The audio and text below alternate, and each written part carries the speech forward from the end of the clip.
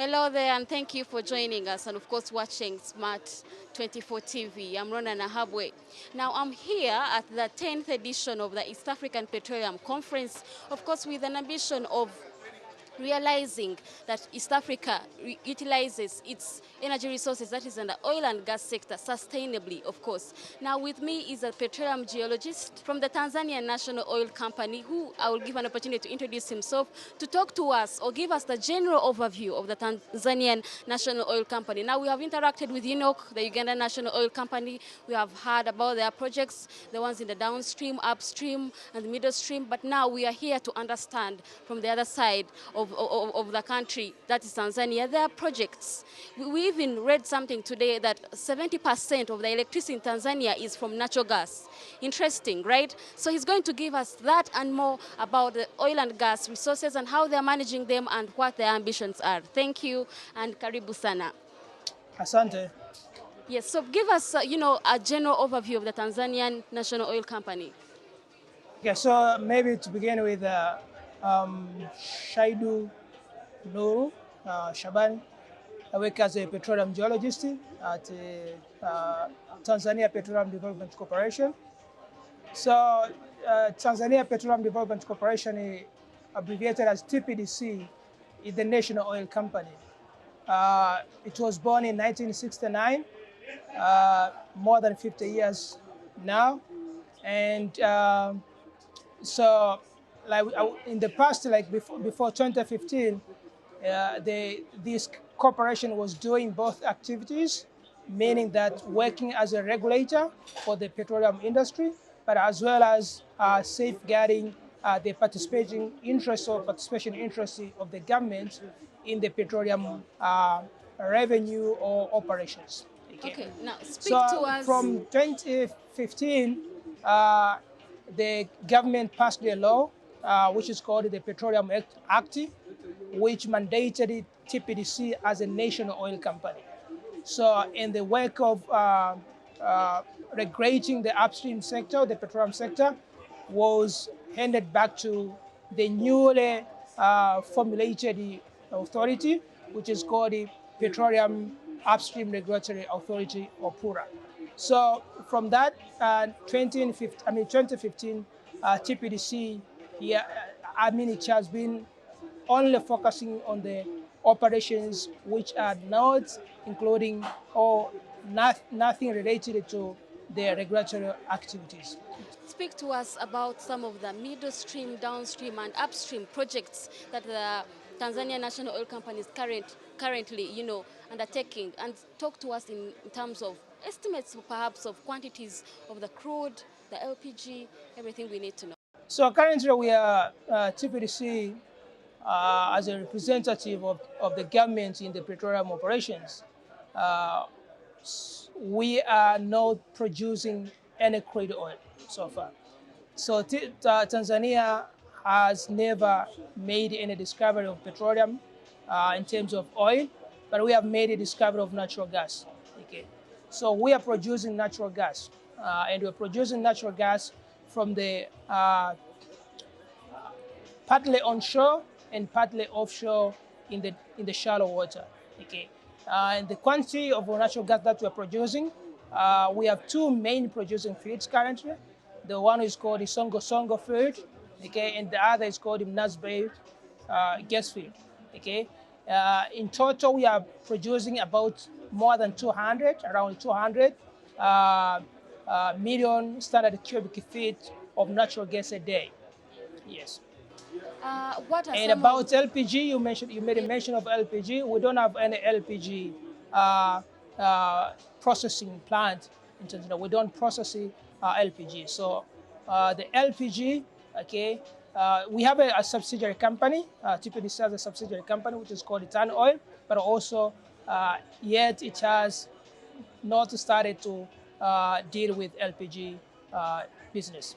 Okay, let's stick to the natural gas then. I read somewhere where it said that 70% of the country's electricity is from natural gas. Please speak to us how it is extracted, how it is made into electricity. Give us a technical overview of everything we need to know. Yeah, so Yeah, so I would say maybe it is good to point out that uh, in the past decade, I would say that the contribution of natural gas to uh, the the natural, I mean the overall power generation in the country was minimum. But as with time increases, with the production which began in 2004, okay, we have seen that the contribution of the natural gas to the generation of electricity or the power is increasing day after day. Yes, it is true that recently, especially like the past few months, where we had shortage of rain, okay, and we could not generate more electricity as usual from the hydroelectric power. So mostly up to 70% of generation was made from the natural gas. So the way the natural gas is extracted until ready to be used for power generation is a long process. It's a long process because you can imagine that the rocks that contain natural gas, okay, they are subsurface, okay, roughly about 2 kilometer or 1.5 kilometer below the surface. Okay. So extracting that natural gas from that uh, rock that is containing uh, the the natural gas, which we call the reservoir, in a, in a, in a, in a, in a, in a, in our discipline. So it is quite capital intensive, but also high tech, okay, processing. So the way it is done after we have confirmed that there is natural gas reserves or resources, uh, what will be done next is to drill the production wells. Okay. So you drill and you perforate. When we say perforate, is to make sure that you have left some I would say entries to the pipeline that you inject in the drill hole that you have drilled as a well, so that these resources like the natural gas can escape from the rock into the well bore, okay, which is the pipeline, which has some holes, I would say, okay, and because of high pressure from the rock itself, compared to where the well bore is, okay, so it will be forced to move from the high pressure area to the low pressure area, and then it will come to the surface. And when it's come to the surface, there are some processing activities that are done to make sure that we separate non uh, non-associated, or I would say things which are not natural gas, and we remain with natural gas. So that is where we put the processing plant. And then now when we have the clean natural gas, the pure natural gas, which has not contaminated or mixed with other compounds, then now it can be transported to the gas processing, a gas generation plants. Now, let's talk about petroleum and let's look at some of the exploration, because you said currently you're not producing, but I'm sure there must be some exploration developments that are taking place. I would like to know some of the opportunities that are in the oil and gas exploration right now. Yes, so I have to clarify again. It's not like we are not producing at all the petroleum product. We are producing the natural gas, but we're not producing oil because we haven't discovered oil yet, okay? Though we have the potential of discovering oil, okay, because we have the similar geology, okay, or similar environmental setting, like where our neighbors, Kenya and Uganda, they have made the discovery of oil, okay, especially within the East Africa Rift System, okay. So we have the potential of discovering oil within the Lake Tanganyika Rift, but also we have the potential of discovering oil within the Eyasi basin, which is situated within the eastern branch of the East Africa Rift System. Okay, in terms of the exploration, exploration projects that we have, okay, so as you may know, that we have discovered uh, abundant natural gas within the offshore area, okay, where we have the partners in Block 2, Block 1, Block 3, but also Block 4, okay.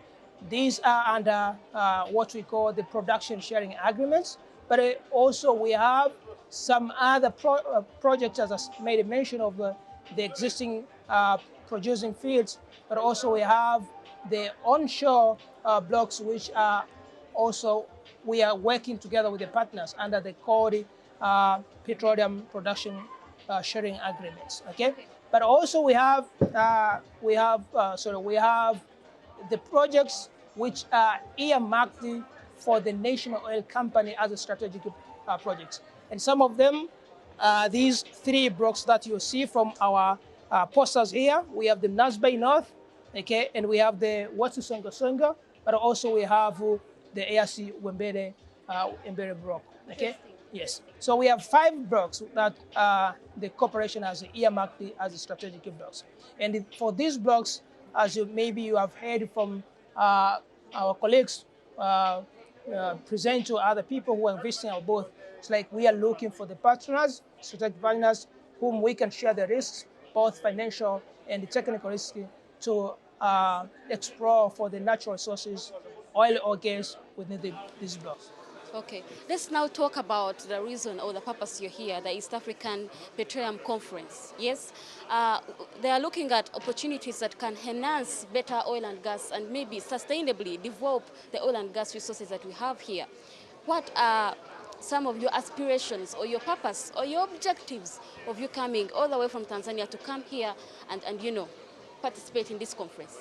Yeah, so we have multiple objectives. But to mention a few, the first one is to advertise, okay, our potential in terms of petroleum opportunities. Okay, as I've said, we have the 5 blocks, okay, or projects that we have earmarked. We have done the first or the initial exploration activities, okay, and we are eager to go further, but we need some partners to join us hands, okay.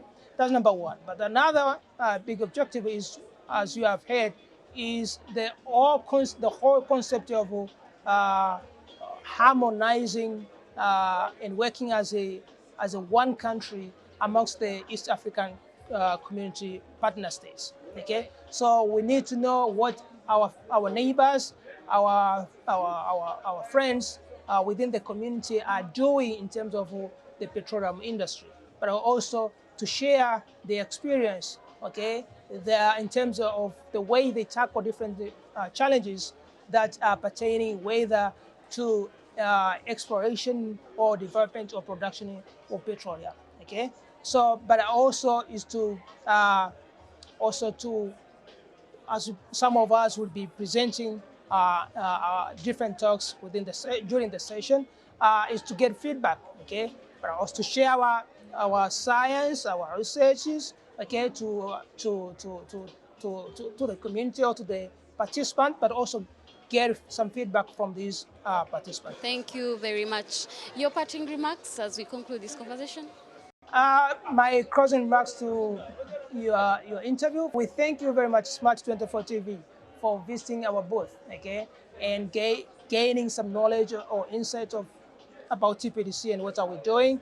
But also, we thank the organizers who have organized the conference. But also, we urge you to walk around as you came to this booth, okay, and get to know more about the petroleum industry, where it came from and where is it heading to. Thank you very much. Thank you so much, Asante Sana. Karibu And of sana. course, there is so much to know about the East African region and how best we can develop our resources. We have delegates coming in from Burundi, Rwanda, Kenya, Tanzania, like we just met, the petroleum geologists from Tanzania National Company, and many more. So there is so much to learn about the East African Petroleum Conference, and like it is a 3-day event. There is really so much to learn and, get to know exactly where we are going, because these resources, at the end of the day, the plan is for the local content, to be emancipated, and for us to be able to have the resources to ourselves, enjoy them, and maybe the developers could be able to get a share from it. But us, the natives, the locals, enjoy it the most. As always, thank you for joining us. I'm Ronah Nahabwe, and thank you for the pleasure of your time.